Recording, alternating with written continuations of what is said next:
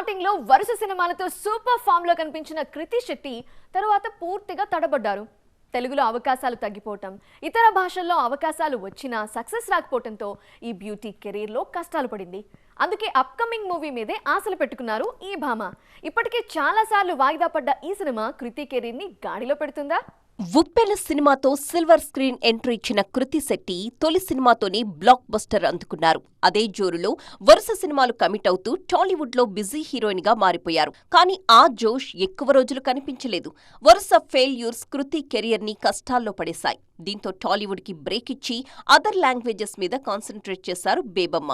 కానీ అక్కడ కూడా పెద్దగా అదృష్టం కలిసి రాలేదు. మలయాళ సినిమా ఏఆర్ఎం తప్ప కృతికి ఈ మధ్య కాలంలో ఒక్క హిట్ కూడా లేదు. కార్తీక్ జోడీగా నటించిన వా వాత్యార్ సినిమా మీద భారీ ఆశలే పెట్టుకుంటే ఆ సినిమా డిజాస్టర్ అయింది. అందుకే అప్కమింగ్ సినిమాల విషయంలో టెన్షన్ పడుతున్నారు బేబమ్మ. ప్రదీప్ రంగనాథన్తో కలిసి నటించిన love insurance company Valentine's day కానుకగా రిలీజ్ కానుంది.